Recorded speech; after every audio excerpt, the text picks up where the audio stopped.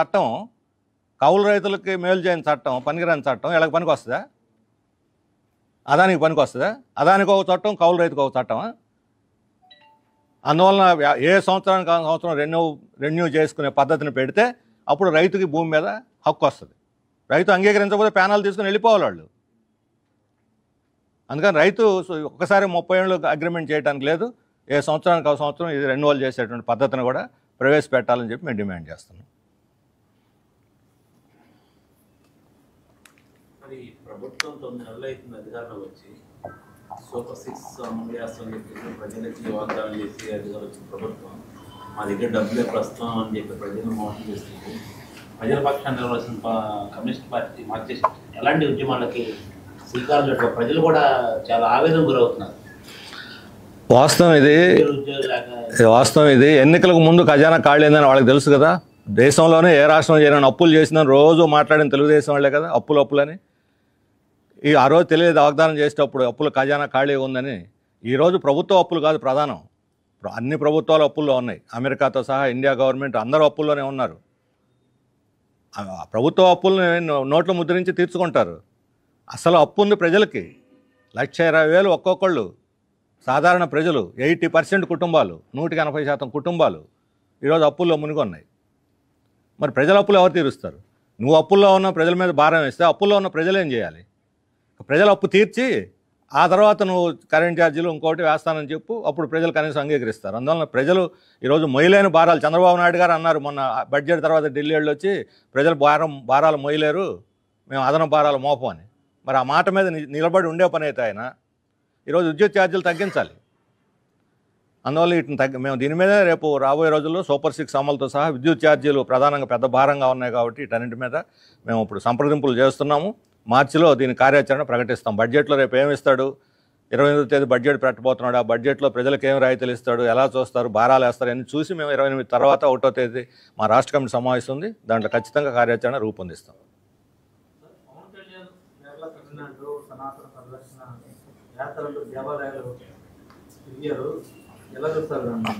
ఇప్పుడు దేవాలయాలు తిరగటం, దేవుళ్ళని మొక్కటానికి లేకపోతే విశ్వాసాలను వ్యక్తం చేయడానికి ప్రతి ఒక్కళ్ళకి హక్కు ఉంది. ఆయన హక్కును మేము కాదనలేము. కానీ ఇతర మతాలను గౌరవించడం, అన్నిటికన్నా మించి రాజ్యాంగానికి లోబడి వ్యవహరించడం ఆయన నేర్చుకోవాలి. ఈరోజు సనాతన ధర్మం పేరుతోటి మతాల మధ్య విద్వేషాలు పెంచే ఆర్ఎస్ఎస్ ప్రచారానికి, ఆర్ఎస్ఎస్ కుట్రలకి ఈయన తోడ్పడుతున్నాడు. అది ప్రమాదకరమైంది. దేవుడి దగ్గరకు పోవటం లేకపోతే దర్శనం చేయటం కాదు ప్రమాదం. ఈరోజు మన రాష్ట్రంలో ప్రజలు చాలా ఇబ్బందులు పడుతున్నారు. ఈ ప్రమాదాలు జరిగేటువంటి ప్రాంతాలను ఆయన ఎక్కడ సందర్శించడం లేదు, ప్రజలను పలకరించడం లేదు. ప్రజలే నా దేవుళ్ళు అని ఎన్టీ రామారావు అన్నాడు ఆ రోజు. మరి ప్రజలే దేవుళ్ళు అన్న సూత్రం తెలుగుదేశం ఈరోజు అధికారంలో ఉంది. మరి ఆ దేవుళ్ళను మర్చిపోయి ఈ దేవుళ్ళని ఆయన కోసం, ఆయన పదవుల కోసం మొక్కుకోవచ్చు, దానికేం అభ్యంతరం లేదు. కానీ ప్రజలు మర్చిపోవద్దు, ప్రజల్ని బలి చేయొద్దు అని చెప్పి మాత్రం కోరుతున్నాం. మతం పేరుతో ప్రజలను బలి చేసే విధానాలు టేకప్ చేయొద్దు అని చెప్పి. ఇప్పుడు మొన్న అనేక మంది మీద దాడులు జరిగినాయి. రంగరాజన్ లాంటి ఒక గొప్ప పూజారి మీద దాడి జరిగింది. ఎవరిని కడి నుంచి ఊరుకున్నా పోయి పలకరించి ఆయన పరామర్శించి రావచ్చుగా. ఆయన దగ్గర పోయి మా పార్టీ పోయి పరామర్శించి వచ్చింది. మరి పవన్ కళ్యాణ్ ఎందుకు వెళ్ళలేదు ఆయన మీద దాడి జరిగితే పరామర్శించడానికి? అందువల్ల మౌలికమైన రాజ్యాంగ లక్ష్యాలకు కట్టుబడి ఉండాలి ఆయన.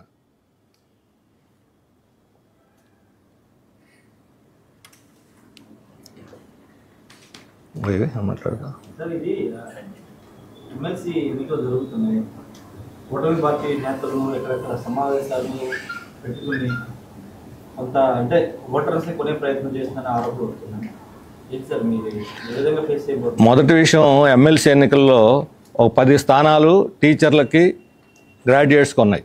మొత్తం 80 స్థానాల్లో 10 స్థానాలు మాత్రమే టీచర్లకు గ్రాడ్యుయేట్లకు ఉన్నాయి. మిగతా అన్ని పొలిటికల్ పార్టీలకి కేటాయించారు.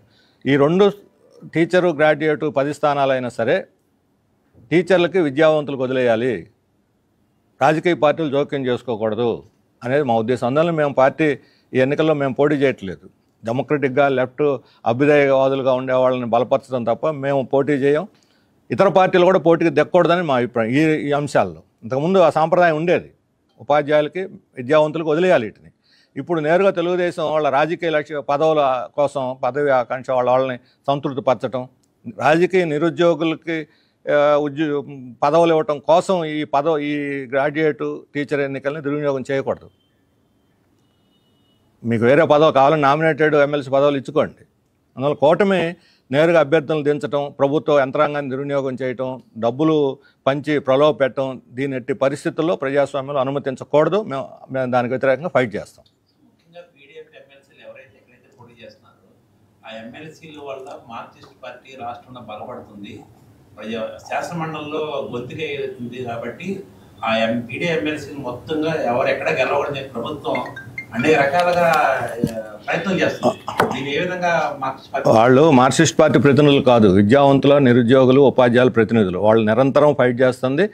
ఈరోజు శాసనమండలిలో, శాసనసభలో కూడా కార్మికులు, ఉద్యోగులు, టీచర్ల గొంతు వినిపిస్తుందంటే అది పీడీఎఫ్ వాళ్ళ వల్లనే. అందువల్ల వాళ్ళ గొంతు అది, కార్మికులు, ఉద్యోగులు, టీచర్ల గొంతు అది అభ్యుదయకరమైన గొంతు, వాళ్ళ హక్కుల కోసం నిలబడేది కాబట్టి అభ్యుదయకరమైంది కూడా. అందువల్ల దాన్ని కూడా నొక్కేస్తామనంటే విద్యావంతులు నిర్ణయించాలి ఎన్నికల్లో ఎవరిని బలపరిస్తే తమ వాణి శాసనమండలిలో వినిపిస్తుంది అనేది. విద్యావంతులు వాళ్ళకి విశిక్షణ ఉంది, వాళ్ళు జ్ఞానవంతులు, ఖచ్చితంగా సరైనటువంటి జడ్జిమెంట్ వాళ్ళు ఇస్తారు.